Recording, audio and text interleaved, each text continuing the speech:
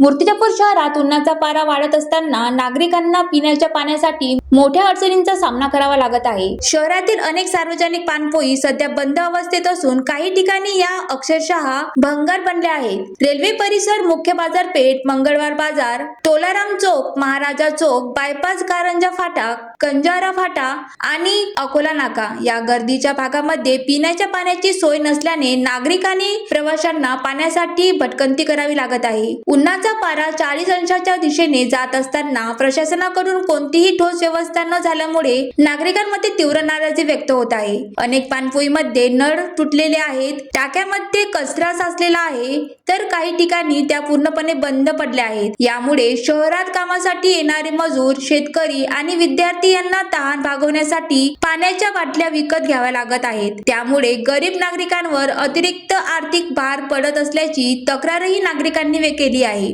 दरम्यान नागरिकांनी प्रशासनाला सवाल केला आहे की उन्हाळा सुरू होण्यापूर्वीच पाणपोईची दुरुस्ती आणि व्यवस्था का करण्यात आली नाही। नागरिकांच्या मते येत्या 48 तासात शहरातील महत्त्वाच्या ठिकाणी पिण्याच्या पाण्याची व्यवस्था सुरू न झाल्यास सामाजिक संघटना आणि नागरिक प्रशासनाला जाब विचारतील असा इशाराही देण्यात आला आहे। ही केवळ बातमी नसून तहानलेल्या नागरिकांची प्रशासनाकडे केलेली आर्त हाक असल्याचे चित्र सध्या मूर्तिजापूर शहरात पाहायला मिळत आहे।